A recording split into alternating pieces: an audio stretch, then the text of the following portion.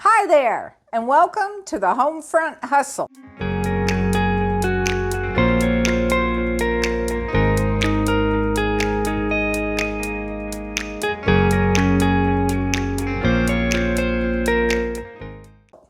This is our first podcast, and it's all dedicated to local real estate right here in the northern Colorado area. So fasten your seatbelts, and we're going to start today with talking about different loan programs, etc. With me today is my daughter, Elizabeth. Hi. Isn't she precious?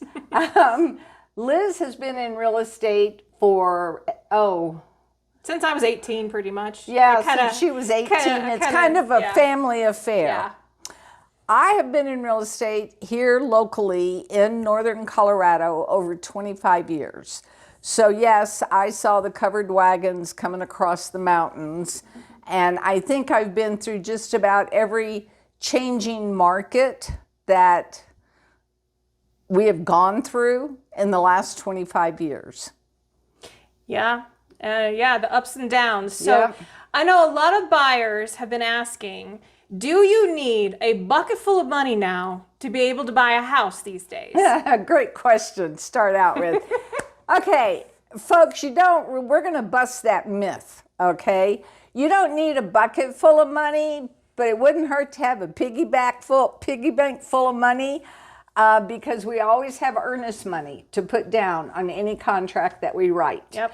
Earnest money has to come out of your pocket, okay? It goes towards the purchase of the home, but you do have to have, and depending on your price range, that earnest money that they're going to request is going to be between $3,000 and $5,000 normally in a lower price range. But no, you do not have to have a bucket full of money to make a home purchase in today's market. And that's great because we have so many low down payment mortgage programs available, a tremendous amount in our areas. So we don't need 20% down anymore? Busted. Absolutely not. And I will tell you, the light bulb went on 2 weeks ago.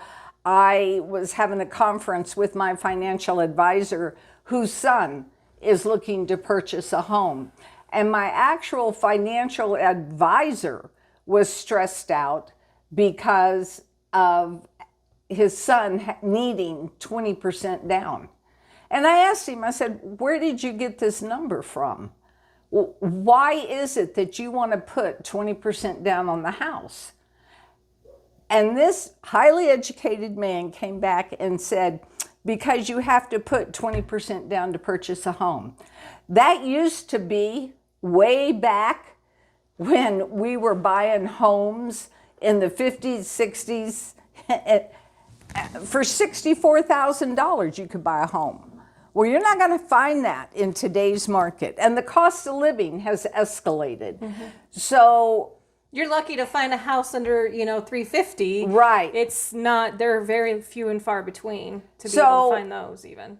if you're struggling thinking that you have to have 20% down and you think that this is totally unattainable, you're not alone. You got a ton of good people right in your same backyard.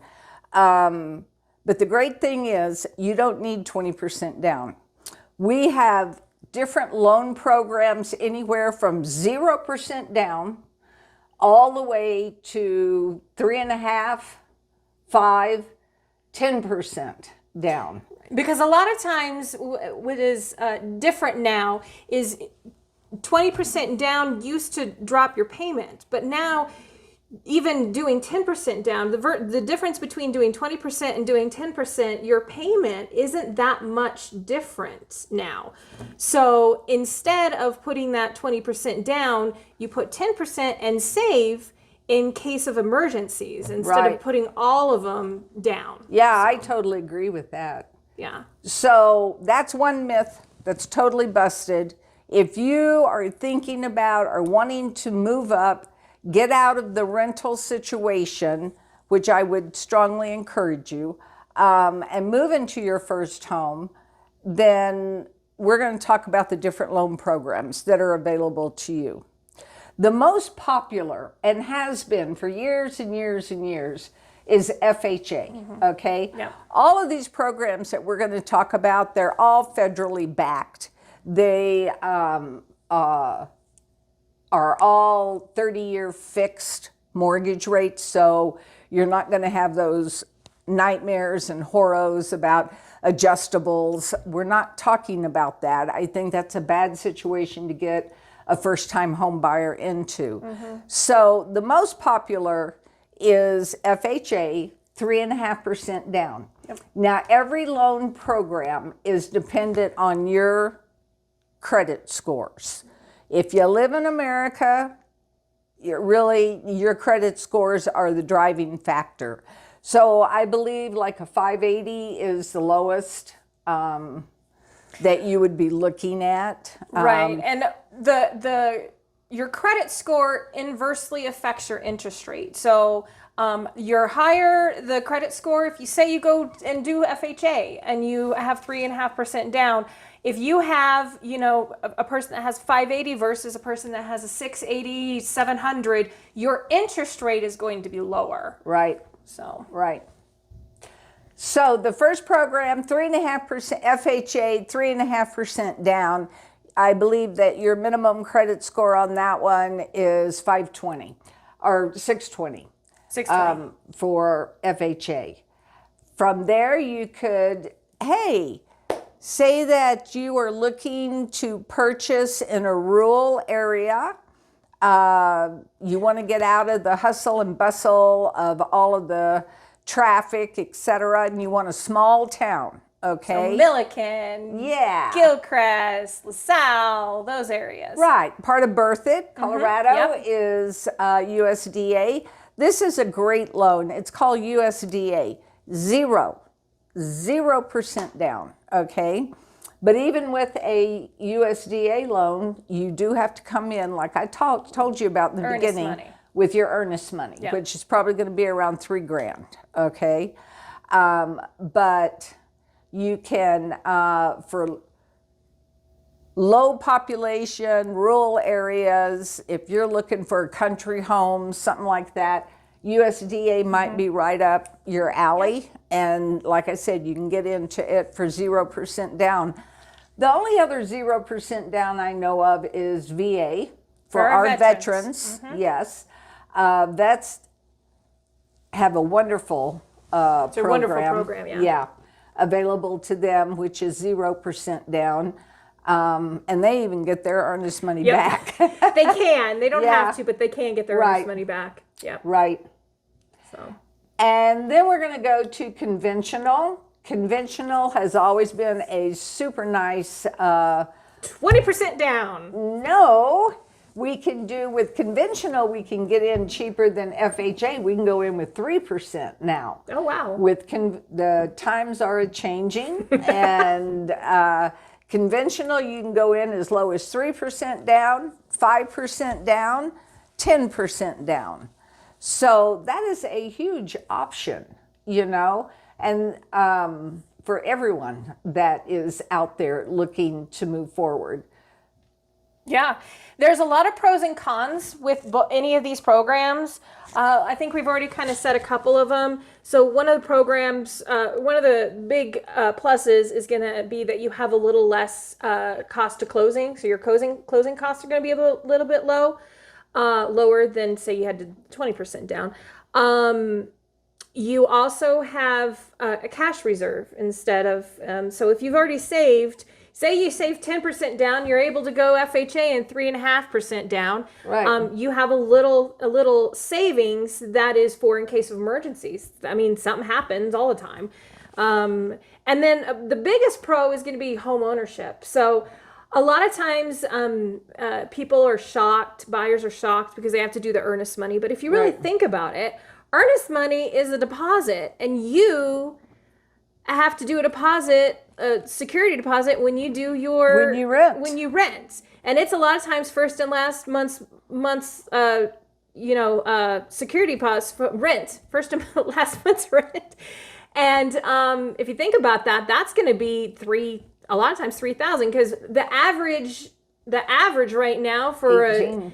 well, I was even thinking 12, but I mean that's low. But yeah, the average is 1,800 a month for rental right now. So what are the cons though? There are cons. There's always cons with anything.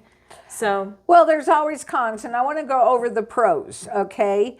So if you make a decision that you're ready to move forward into home ownership, okay, with one of these low down payment mortgage programs, we had the pros are you bring less cash to the table, to the closing table.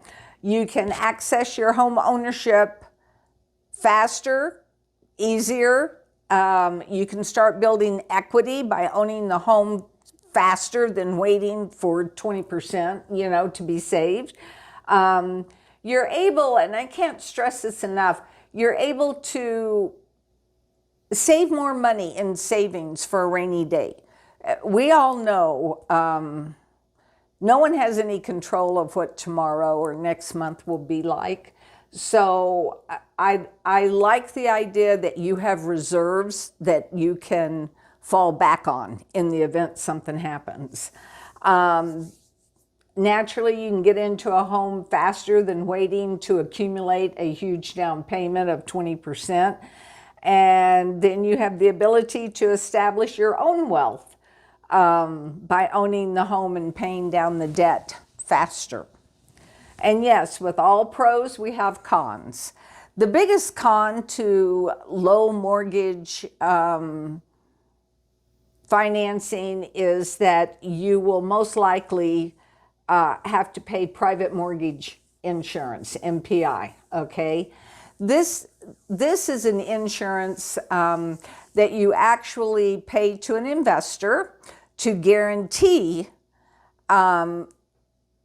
his investment in purchasing your mortgage, okay? And normally, if you come in with less than 20% down, then you're going to have to pay mortgage insurance. But once you hit the 80 loan to value, you'll be able to actually remove that. And PMI isn't that expensive. I mean, it's a few $100s. Right. So it's not that expensive. No. And the great thing is, if you've just checked over the last, say, 5 years of our market, with our home prices have continued to escalate. They're not coming down, they're escalating. Right. You can get out of that mortgage insurance much faster because getting 20% equity is pretty easy to do. Yep. And a lot of times you don't even have to do like an appraisal or anything like that. The banks kind of also know the value of your house, and you just contact your bank or the lender that you have. Which brings me to the next one. It says you will have little to no equity in your home. At the beginning. At the beginning. That's what I want to stipulate, because like I just said, our prices are escalating so rapidly, okay? Your house kind of becomes your personal savings account. Yeah, you have your own little piggy bank here. Right. It's growing on its own, because I do know in today's market, the majority, it takes both spouses to work to hold the household together. The days or the single people have to have two or more jobs. Right. And back in the olden days, we were taught in college that every time you got a paycheck, you needed to put 1/4 of your paycheck, you go straight to the bank and put it in savings. Well, yeah, it worked back then when the cost of living was way lower than what it is now. But the likelihood of someone getting paid and just automatically saving 1/4, it's not going to happen, okay? And a lot of times I've heard a lot of buyers say, well, I'm just going to wait until interest rates are lower. And really and truly, if you're going to do that, your payment isn't going to be any less because of what you just said. Right. Our prices aren't going to go down. I've had a lot of people, oh yes, they are. No, they're not. So instead of paying, the 400,000-500,000 for this house at 6-7%, you're going to be paying 650 at a lower interest rate, but you're for the same house. Right. So, and the great thing is, just like my home buyers right now, we have people buying and selling all day long. Okay. The young ones that are purchasing right now, they know that they're going to track the interest rate. And when the interest rate starts to fall, and it needs to fall where they can, I've encouraged them, you have to save at least 1% before you refi your house, or it's not worth it, okay? But when the interest rates do start to fall, then what are they going to do? They're going to refi, okay, and get the lower interest rate again, okay? And they'll sit there until the next big change happens. Right. And a lot, right now with the higher interest rates, there are a lot of other programs too from builders even. And so they have where they buy the rate down for you. And with that, the same situation. Yep. You get in a lower interest rate, have a brand new house, but within the next couple years, you'll be able to refinance. And a lot of them, the mortgage lenders actually allow you to refi with, you don't even have to pay. It's part of that program. It's part of it. Right. And so right now in our market that we're experiencing here in Northern Colorado, new construction is a golden goose. Okay. Yep. And the reason is you're getting in a brand new house. Nobody's lived in it. Nobody's cut their toenails on the carpet. It's just your place. And the builders understand the difficulty that we're all experiencing. And they're going in and they're offering these lender incentive programs like 2-1 buy downs and all, where you're going in at 3.99% interest rate for the first year. Yep. Yeah, and those aren't, a lot of them are an ARM. Some of them aren't, depends on the builder. And with an ARM, as long as it doesn't increase, I think a lot of people get a little bit nervous when they hear ARMs because back in the, but these ARMs are very different than the ones that were done before. Back in the recession, back in the recession. Absolutely. So, is there any other cons? Well, just what we've already discussed. The biggest one is that with a low down payment mortgage, your interest rate is usually higher than if you come in with a bucket full of money.